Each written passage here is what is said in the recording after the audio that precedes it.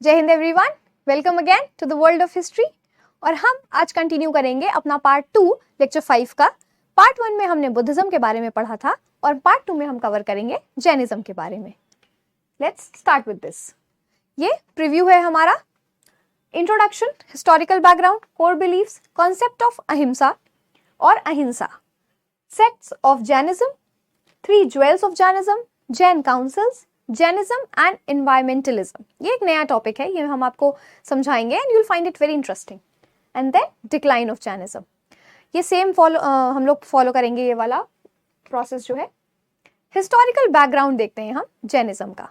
जैसे बुद्धिज्म एक religious movement है, साथ ही साथ एक स्पिरिचुअल ट्रेडिशन है, likewise Jainism is also a spiritual tradition, but it traces its origins to Mahavira, the 24th तीर्थंकर। Now, जैसे कि हमने देखा, बुद्धिज्म जो है वो गौतम बुद्ध से शुरू होता है। सिद्धार्थ गौतम के गौतम बुद्ध बनने की जर्नी से बुद्धिज्म का ओरिजिन है और आगे डेवलपमेंट है। वैसे ही जैनिज्म का जो ओरिजिन और डेवलपमेंट है वो महावीर के तीर्थंकार बनने से है। ठीक है, महावीर कौन है और वो 24वें तीर्थंकार क्यों है, ये सब हम आगे देखेंगे। Its history reflects a commitment to ahimsa and spiritual development. As I told you, ये भी एक spiritual tradition है, ये भी आध्यात्म के विकास पर फोकस करता है। और यहाँ पे core belief जो है, जो focal point है, वो non violence या अहिंसा का है। We will move to core principle of Jainism. अब जैसे कि हमने वहाँ पे 4 noble truth देखे थे कि बुद्धिज्म में 4 noble truth क्या थे, वैसे ही core principle है जैनिज्म का, जहां पे जैनिज्म इंक्लूड अहिंसा नॉन वायलेंस, सत्य ट्रुथ, अस्तेय नॉन स्टीलिंग, ब्रह्मचर्य celibacy and aparigraha non possessiveness. ये 4 की पॉइंट्स हैं जिन पे जैनिज्म का फाउंडेशन बना हुआ है। अहिंसा नॉन वायलेंस हम सब जानते हैं, जैनिज्म में नॉन वायलेंस को बहुत ज्यादा इंपॉर्टेंस दिया गया है, बहुत ज्यादा फोकस किया गया है नॉन वायलेंस पे। देन सत्य, ट्रुथ या ट्रुथफुलनेस, हमेशा सच बोलने वाला जो पॉइंट है, that is very important. Asteya non stealing, किसी से कुछ ना चुराना, चोरी ना करना। Brahmacharya celibacy and aparigraha non possessiveness, किसी चीज पे ओनरशिप ना क्लेम करना, बेसिकली मोह माया से दूर रहना, किसी भी तरह के लोभ या मोह में ना खुद को फंसाना।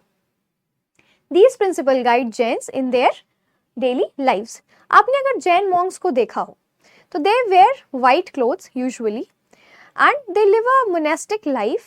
वो अपने घर को छोड़ देते हैं, गृह त्याग कर देते हैं, किसी तरह के वर्ल्डली प्लेजर में वो इंडल्ज नहीं होते हैं। and they move from one place to another. They preach the teachings of Mahavira and they follow a simple routine, daily routine, जो कि इन core principles पे ही based होता है। Now the concept of अहिंसा, नॉन वायलेंस या अहिंसा जिसको इतनी इंपॉर्टेंस दी गई है जैनिज्म में, वो कंसेप्ट कहाँ से ओरिजिनेट हो रहा है, वो क्यों इतना इंपॉर्टेंट है। It extends beyond physical harm to include thoughts and words. Now Jainism जो है वो सिर्फ फिजिकल वायलेंस की बात नहीं कर रहा है, वो ये किसी को फिजिकली हर्ट करने वाला जो पॉइंट होता है, जो वायलेंस होता है, सिर्फ उसको बैन करने की या उससे खुद को रेस्ट्रिक्ट करने की बात नहीं हो रही है जैनिज्म में। थॉट्स, एक्शंस, वर्ड्स, हर तरह के वायलेंस को छोड़ने की, हर तरह के वायलेंस से खुद को दूर रखने की बात हो रही है। यानी कि ऐसा नहीं है कि आप किसी को मार के ही वायलेंस कर रहे हैं, कभी कभी हम अपने शब्दों से भी दूसरों को आहत कर सकते हैं, दूसरों को तकलीफ पहुंचा सकते हैं। कभी कभी हमारे थॉट्स इतने वायलेंट हो सकते हैं जो डिस्ट्रक्टिव होते हैं अपने आप में ही, उनका जो एसेंस होता है वही डिस्ट्रक्टिव होता है। तो ऐसे थॉट्स, ऐसे वर्ड्स, ऐसे एक्शंस, तीनों ही चीज़ों से खुद को एब्सटेन करने की बात की गई है जैनिज्म में। दे प्रैक्टिस अहिंसा in their diet, lifestyle, interactions. वो अपने डाइट में भी अहिंसा को फॉलो करते हैं, वो अपने लाइफस्टाइल में भी अहिंसा को फॉलो करते हैं। अगर आप कभी नोटिस करेंगे तो अगर जैन मॉन्क्स को आप देखेंगे कहीं एक जगह से दूसरे जगह जाते हुए, तो दे डोंट यूज फुटवेयर। वो किसी भी तरह का फुटवेयर का इस्तेमाल नहीं करते हैं, चाहे कितनी भी सर्दी हो या कितनी भी गर्मी हो। ऐसा क्यों? उनका मानना है कि जब हम फुटवेयर का इस्तेमाल करते हैं तो जो बहुत ही माइक्रो ऑर्गेनिजम्स होते हैं धरती पे, वो मर जाते हैं। तो वो नॉन वायलेंस को उस स्टेज पे जाके फॉलो करते हैं कि माइक्रो ऑर्गेनिजम्स को भी चोट या तकलीफ नहीं पहुंचनी चाहिए।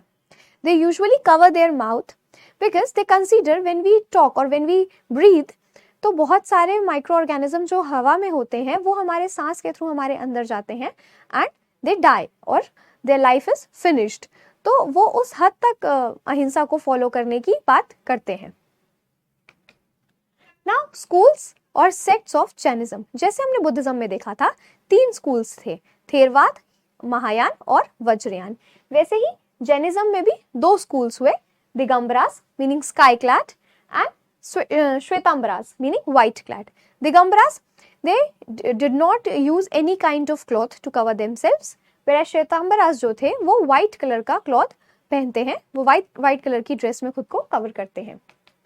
आप आजकल जो भी जैन मॉन्क्स को देखेंगे usually they are covered in white clothes, so they are श्वेतांबरास।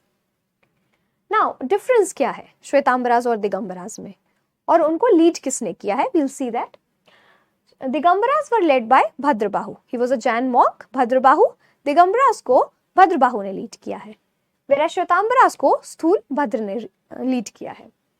View on clothing क्या था उनका?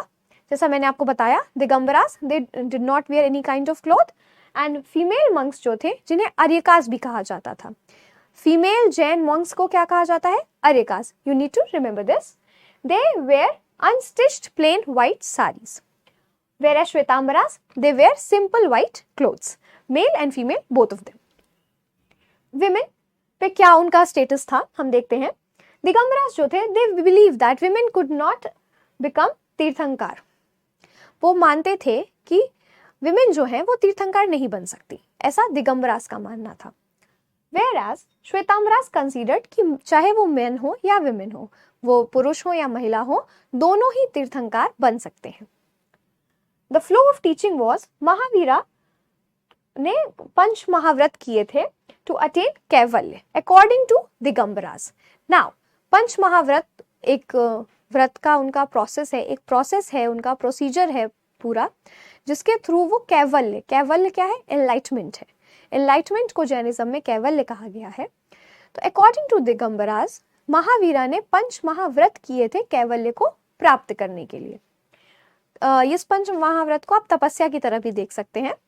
Whereas श्वेतांबरास जो है वो preachings of Parshvanath, that is only 4 restraints, उसको मानते हैं। नाउ यहाँ पे जो महावीर हैं उन्होंने 5 महाव्रतों की बात की थी कि एक पर्सन को तीर्थंकार बनने के लिए, साल्वेशन या मोक्ष प्राप्ति के लिए 5 व्रतों का पालन करना चाहिए।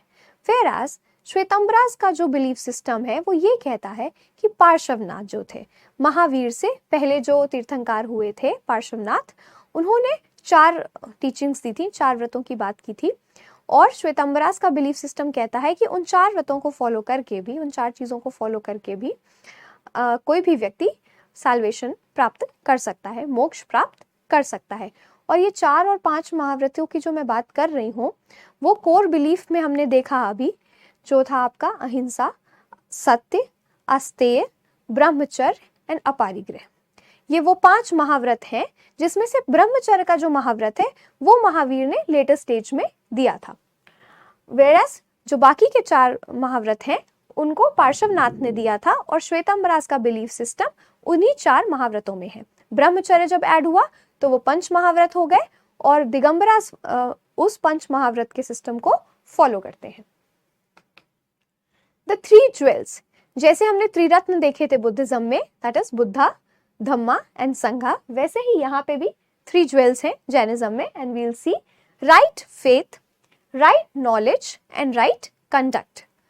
जैनिज्म का मानना है, जैन धर्म का ये मानना है कि इन 3 चीजों को फॉलो करके एक व्यक्ति अपने कॉन्शियसनेस को, अपनी अंतरात्मा को और ज्यादा हायर लेवल पे ले जा सकता है, और सैल्वेशन जो अल्टीमेट नॉलेज है, जो मोक्ष है, वो प्राप्त कर सकता है। वो 3 पॉइंट्स क्या है? राइट फेथ, सम्यक दर्शन, राइट नॉलेज, सम्यक ज्ञान, एंड राइट कंडक्ट, सम्यक चरित्र। चीज़ों को सही तरह से समझना, उसका सही नॉलेज रखना, सही मात्रा में सही तरीके का फेथ रखना, सही बिलीफ सिस्टम रखना, और सही एक्शंस को फॉलो करना। इन 3 पॉइंट्स को फॉलो करके कोई भी व्यक्ति जो है वो अपने साल्वेशन वाले स्टेज में पहुंच सकता है। Now moving on to Jain councils. जैसे बुद्धिज्म में हमने 4 काउंसिल्स देखी, जैनिज्म में भी कुछ काउंसिल्स ऑर्गेनाइज की गई थी and we will see them. Only 2 councils were organise in Jainism. पहले का टाइम पीरियड था 310 BC। स्थूलभद्र उसके चेयरमैन थे। अभी हमने देखा कि उन्होंने श्वेतांबरास को उन्होंने लीड किया था, स्थूलभद्र ने, वही चेयरमैन थे फर्स्ट जैन काउंसिल के। प्लेस था पाटलिपुत्र बिहार में and the outcome was 12 angas and 14 purvas were compiled. Now what are these angas and purvas? जैसे कि हमने बुद्धिज्म में देखा ना कि वो त्रिपिटक थे वहां पे, अभिधम्म पिटक, सुत्त पिटक और विनय पिटक, वो बुद्धिस्ट लिटरेचर है। वैसे ही जो जैन लिटरेचर है उन्हें अंग और पूर्व कहा जाता है। तो पहली काउंसिल में 12 अंग और 14 पूर्वों का कंपाइलेशन किया गया था। ओके। सेकेंड काउंसिल हुई थी 453 और 466 में। इसका कोई फिक्स डेट हमें नहीं मिलता है, एविडेंस ऐसा नहीं है जहां पे क्लैरिफाइड हो ये। देवर्धिगंज क्षमा श्रवण, यहाँ पे देवर्धिगंज लिखा हुआ है, पूरा नाम इनका था देवर्धिगंज क्षमा श्रवण, ठीक है। उन्होंने प्रिसाइड किया था सेकेंड काउंसिल को। वल्लभी गुजरात में ये काउंसिल कंडक्ट हुई थी and compilation of 12 angas and 12 उपांगास। जो 12 अंगों का कंपाइलेशन यहाँ शुरू हुआ था वो यहाँ पे कंप्लीट हुआ है सेकेंड काउंसिल में, और उसके साथ ही साथ 12 उपांगों का कंपाइलेशन भी इसमें हुआ है। So you need to remember this chart, you need to understand it and learn it, क्योंकि इससे भी आपको हर बार एक सवाल देखने को मिल जाता है। Now Jainism and environmentalism, please take a look towards this picture. आप ये पिक्चर देखिए एक बारी तो आपको याद आएगा, आपने कहीं ना कहीं जैन मॉन्क्स को देखा होगा। सो आई टोल्ड यू कि they used to carry this cloth, they used to cover their mouth with the cloth so that जो माइक्रो ऑर्गेनिज्म है हवा में वो सांस के थ्रू उनके अंदर न जाए। And also they are carrying this brush kind of thing. So what they do कि जब भी वो चलते हैं ना तो वो अपने आगे ऐसे जमीन को साफ करते हुए चलते हैं। उनका मानना होता है कि कोई भी अगर जीवाणु है, कीटाणु है, तो वह साफ हो जाए और उनके पैरों के नीचे ना आए ताकि उसकी मृत्यु ना हो। और ये कहाँ से आ रहा है? ये it is coming from concept of non violence which is very prominent in Jain philosophy. Jainism advocates for environmental stewardship. ना जैन फिलोसफी जो है ना वो नॉन वायलेंस और एनवायरमेंट फ्रेंडली दोनों है। नेचर का ख्याल रखना, नेचर के साथ कनेक्ट करना, ये जैन फिलोसफी का रूट है, आप फाउंडेशन कह सकते हैं इसको।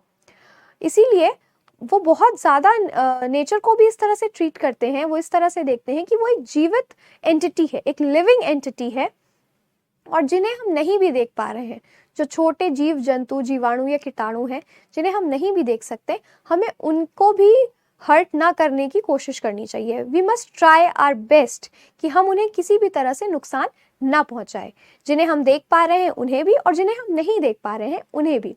इसलिए जैनिज्म और एनवायरमेंटलिज्म काफी कोरिलेटेड है। नाउ वील सी कि कैसे जैनिज्म का डिक्लाइन हुआ था। यहाँ पे भी कुछ सर्टेन पॉइंट्स हैं। लैक ऑफ रॉयल पैट्रनेज, हमने देखा कि बुद्धिज्म का भी डिक्लाइन जो हुआ था उसमें एक पॉइंट था लैक ऑफ रॉयल पैट्रनेज। कुछ रूलर्स थे जिन्होंने जैनिज्म को पैट्रनेज दिया था, बट जैसे जैसे वो डायनेस्टीज, वो किंगडम्स खत्म होते गए, डिक्लाइन होते गए, वैसे ही जैनिज्म को भी पैट्रनेज मिलना बंद हो गया था। Severity of Jainism, now Jainism has very strict rules and regulations.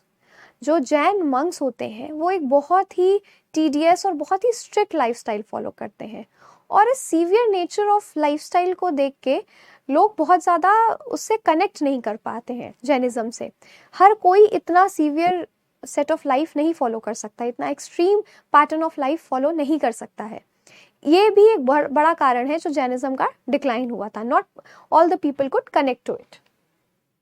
Factionalism is the same thing, division of Jainism into groups. जो हमने अभी देखा श्वेतांबरास एंड दिगंबरास, उनकी आइडियोलॉजी भी बदल गई और वो जो डिविजन हुआ वो भी डिक्लाइन का एक कारण बना था। राइज ऑफ हिंदुइज्म, अगेन जो बुद्धिज्म में हमने देखा, हिंदुइज्म ने अपने आप को मॉडिफाई करने की कोशिश की, रिफाइन करने की कोशिश की, एंड अ पॉइंट केम जहाँ पे हिंदुइज्म जैनिज्म से भी ज़्यादा लिबरल और इंक्लूसिव बन गया, and hence people were attracted more towards Hinduism. And death of Mahavira. Now when Mahavira passed away, when he died, तो उन्होंने ऐसा कोई अपना सक्सेसर नहीं चुना था कि मेरे बाद कोई व्यक्ति, ये व्यक्ति है जिसे मैं चुन रहा हूँ जो मेरे बाद मेरी टीचिंग्स को आगे कंटिन्यू करेगा. Hence, the teachings and preachings of Mahavira remained very confined to certain places. उनका विस्तार नहीं हो सका, बहुत ज़्यादा जगह पे वो फैल नहीं सकी, और उसकी वजह से जैनिज्म का बहुत ज़्यादा विस्तार लोगों में हुआ नहीं, लोगों को उसके बारे में पता नहीं चला, and that became one of the reasons of decline of Jainism. So, this was the part 2 of our lecture. I hope you are clear with this part. आपको जैनिज्म अच्छे से समझ आया है. आपको कोई भी क्वेरी होगी, please feel free to connect with me in the query box. Drop your question there and I'll resolve it in the next live session. Till then, keep learning history and keep living history. Jai Hind.